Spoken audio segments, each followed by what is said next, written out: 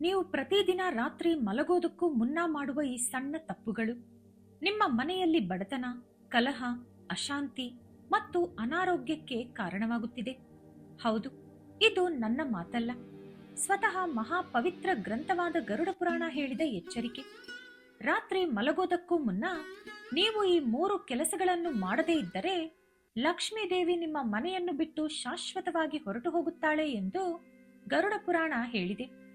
ಇಂದು ಈ ವಿಡಿಯೋದಲ್ಲಿ ಆ 3 ಕೆಲಸಗಳು ಯಾವುದು, ಮಲಗುವ ಮುಂಚೆ ಏಕೆ ಆ 3 ಕೆಲಸಗಳನ್ನು ಮಾಡಿ ಮಲಗಬೇಕು, ಇಲ್ಲದಿದ್ದರೆ ಏನಾಗುತ್ತದೆ, ಯಾವ ಮಂತ್ರ ಜಪಿಸಿದರೆ ಮನೆಯಲ್ಲಿ ಶಾಂತಿ ಮತ್ತು ಸಮೃದ್ಧಿ ಹೆಚ್ಚಾಗುತ್ತದೆ, ಈ ಎಲ್ಲಾ ರಹಸ್ಯಗಳನ್ನು ಸಂಪೂರ್ಣವಾಗಿ ತಿಳಿಯೋಣ. ಹಾಗಾಗಿ ವಿಡಿಯೋವನ್ನು ಎಲ್ಲೂ ಕೂಡ ಸ್ಕಿಪ್ ಮಾಡದೆ ಕೊನೆಯವರೆಗೂ ನೋಡಿ, ಯಾಕಂದ್ರೆ ಕೊನೆಯಲ್ಲಿ ಒಂದು ವಿಶೇಷ ಮಂತ್ರವನ್ನು ಹೇಳುತ್ತೇನೆ. ಅದು ನಿಮ್ಮ ಜೀವನವನ್ನೇ ಬದಲಾಯಿಸಬಹುದು. ಗರುಡ ಪುರಾಣದ ಕಟು ಸತ್ಯ ಇದು.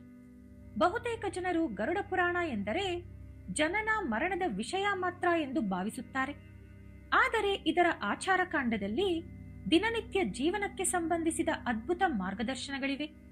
ಈ ಪುರಾಣದ ಪ್ರಕಾರ ಮನೆಯಲ್ಲಿನ ಅಶಾಂತಿ, ಗಂಡ ಹೆಂಡತಿ ಕಲಹ, ಮಕ್ಕಳು ಮಾತು ಕೇಳದಿರುವುದು, ಹಣ ಬಂದರೂ ಉಳಿಯದಿರುವುದು ಇವೆಲ್ಲವೂ ನಕಾರಾತ್ಮಕ ಶಕ್ತಿಯ ಸೂಚನೆಗಳು.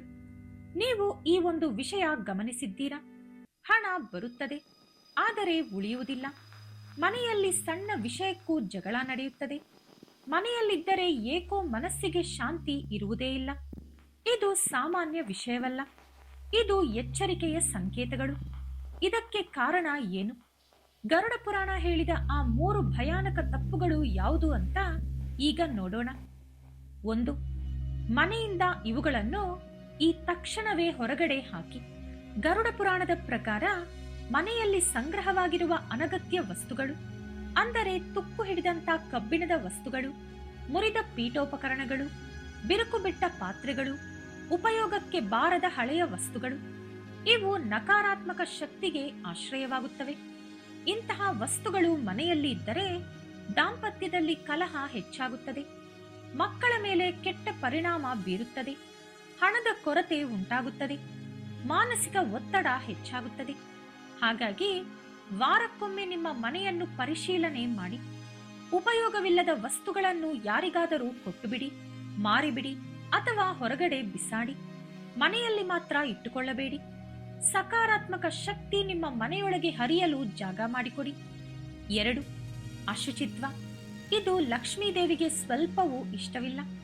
ಪವಿತ್ರ ಗ್ರಂಥಗಳ ಪ್ರಕಾರ ಲಕ್ಷ್ಮೀ ದೇವಿ ಸ್ವಚ್ಛತೆ ಇರುವ ಸ್ಥಳದಲ್ಲೇ ವಾಸಿಸುತ್ತಾಳೆ.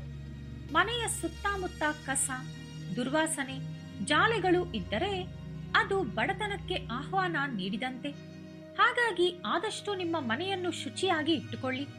ನೀವು ಕೂಡ ಪ್ರತಿದಿನ ಬೆಳಿಗ್ಗೆ ಎದ್ದ ತಕ್ಷಣ ನಿಮ್ಮ ದೈನಂದಿನ ಕೆಲಸಗಳನ್ನು ಮುಗಿಸಿಕೊಂಡು ಸ್ನಾನ ಮಾಡಿ ದೇವರ ಕೋಣೆಯಲ್ಲಿ ದೀಪ ಬೆಳಗಿಸಿ ಧೂಪ ಹಚ್ಚಿ. ಬಳಿಕ ಈ ಚಿಕ್ಕ ಶಕ್ತಿಶಾಲಿ ಮಂತ್ರವನ್ನು 11 ಬಾರಿ ಜಪ ಮಾಡಿ.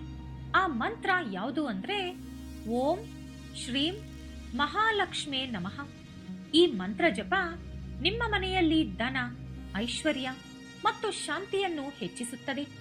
ಹಾಗೆ ವಾರಕ್ಕೊಮ್ಮೆ ಉಪ್ಪು ನೀರಿನಿಂದ ನಿಮ್ಮ ಮನೆ ಒರೆಸಿಕೊಳ್ಳಿ.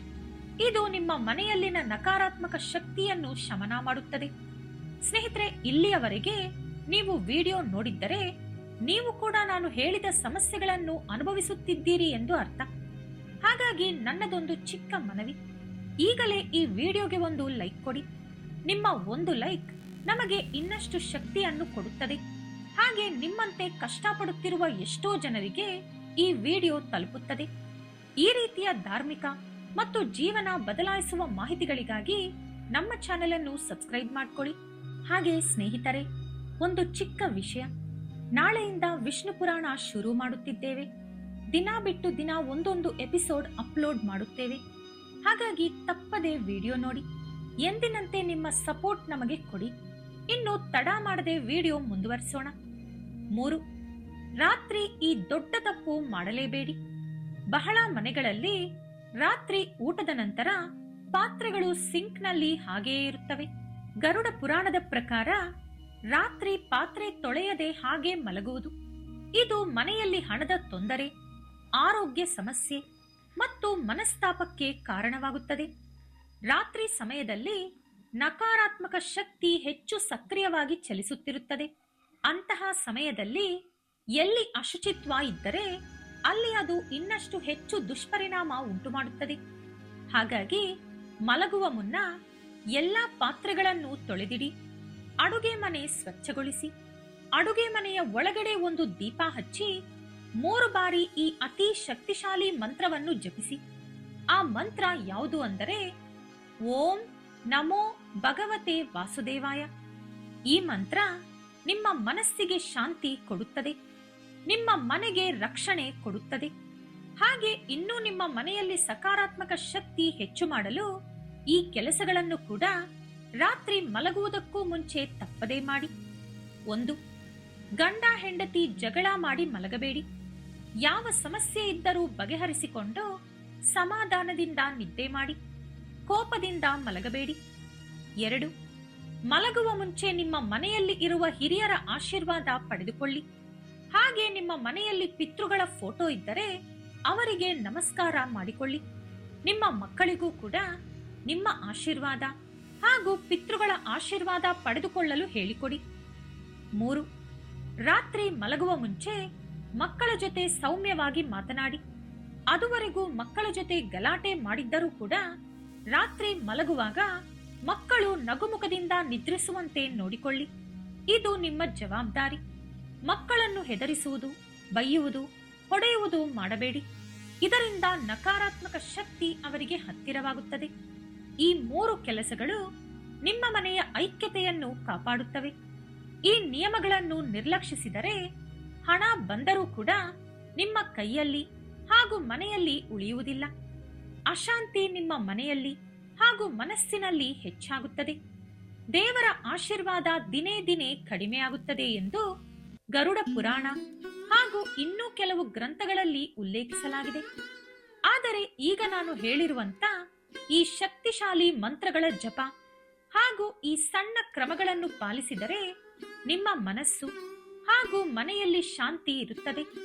ನಿಮ್ಮ ಜೀವನದಲ್ಲಿ ಸಮೃದ್ಧಿ, ನಿಮ್ಮ ದಾಂಪತ್ಯದಲ್ಲಿ ಸುಖ, ನಿಮ್ಮ ಆರೋಗ್ಯದಲ್ಲಿ ಚೇತರಿಕೆ ಇವೆಲ್ಲವೂ ಕೂಡ ಕ್ರಮೇಣ ಹೆಚ್ಚಾಗುತ್ತದೆ.